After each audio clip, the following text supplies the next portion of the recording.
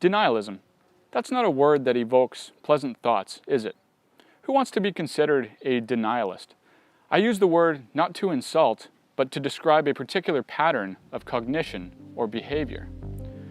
Science denialism is specifically what this video is about, and that's the tendency to reject well-established scientific theories, facts, laws, or evidence.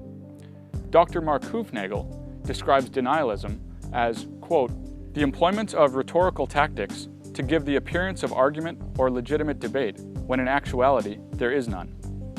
It's important to point out that denialism is certainly not the same thing as skepticism. Whereas denialism refers to the refusal to accept established scientific realities, skepticism is the justified position of doubt towards propositions that are not supported by evidence and the acceptance of propositions that are. It's important to keep this distinction in mind and not conflate them. Denialism is usually unconscious, meaning people are typically not aware that they are using denialist tactics. So that begs the obvious two questions. What causes denialism? And how can we recognize the use of denialist tactics? This video will explore the question of causes, and the next video will address the recognition of such tactics. If denialism is unconscious, it's because something else is intruding on people's ability to digest the relevant scientific evidence that they're dismissing or ignoring.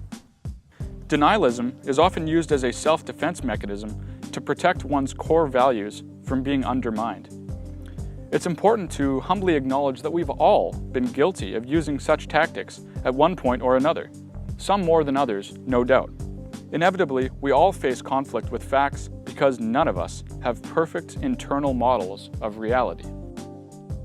One of the causes proposed in social psychology is motivated reasoning, whether stemming from religious beliefs, political ideologies, or economic leanings. Of course, denialism usually goes along with insufficient education on scientific issues, a lack of science literacy, skepticism, and logic, and a general lack of awareness about the cognitive biases that often underpin this denial. A common finding in the psychological sciences is that we tend to arrive at our beliefs first and then backpedal to find evidence to support them. This often leads to motivated reasoning, which is the tendency toward emotion-based reasoning that is divorced from evidence and reason. Once we settle on a view, we often selectively gather evidence that supports our view and disregard evidence that doesn't in order to prevent cognitive dissonance. A review of the literature in a recent meta-analysis examined the behavior we engage in surrounding feeling validated versus being correct, and reaffirmed this tendency, finding that the stronger the view, the greater the tendency to select sources in a biased manner. Unless the information was very low quality, then people don't mind reading contrary views, since they can easily refute them. In quantitative terms, people were almost twice as likely to select sources that agreed with their view than disagreed. Politics is a domain in which this occurs a lot, both on the right and the left ends of the traditional political spectrum. Religious belief is also a significant contributor to motivated reasoning. Science denialism is thus common when scientific evidence is out of step with our predetermined political or religious leanings.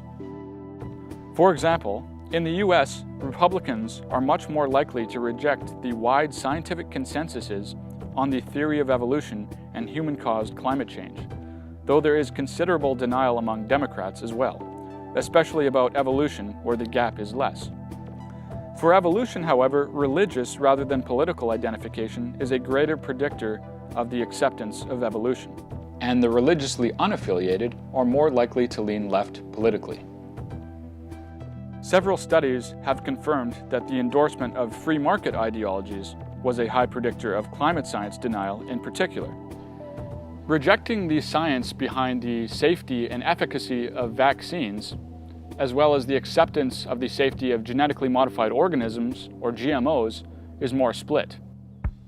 Several studies have determined that acceptance of the science here is more nuanced and not predicted well by political leanings, but better predicted by the tendency to endorse conspiracy theories. More on this contentious topic in the next video series. Other studies have corroborated the claims that similar percentages of people across the political spectrum deny the science behind vaccines and GMOs. However, more people on the far left, a proportionally small group, tend to deny GMO safety than do people on the far right. To further demonstrate this motivated reasoning, consider this study that pitched 2 fake newspaper headlines to citizens of different values to see their responses. One headline was, "Scientific panel recommends anti-pollution solution to global warming," and the other, "Scientific panel recommends nuclear solution to global warming." The results are quite telling, that those with hierarchical and individualistic tendencies, values of the political right, were more willing to accept the facts surrounding man-made climate change if the solution proposed for it was a market-based solution rather than a government one. This is helpful in determining ways to combat science denial, that we ought to strive to appeal to people's defining values in discussing information that may provoke a defensive or dismissive response. Overall, liberals tend to trust science more, whereas the last several decades has seen trust in science decline among political conservatives and those who frequently attend church. So it seems that political liberalism is not as highly correlated overall to science denial as political conservatism is. But certain fields of science provoke denialism fairly uniformly across the political spectrum, and the extremes of both ends correlate with much higher forms of denial. While denial in certain scientific fields is more easily predicted by other factors, such as specific religious beliefs which contradict science, and the tendency towards believing conspiracy theories. Motivated reasoning often paves the way for a whole host of cognitive biases, errors in judgment about people or situations. For example, a classic 1999 study established what is now known as the Dunning-Kruger effect, corroborated in many studies since. It's the tendency for unskilled individuals to be unaware of their lack of skill and thus overestimate their abilities.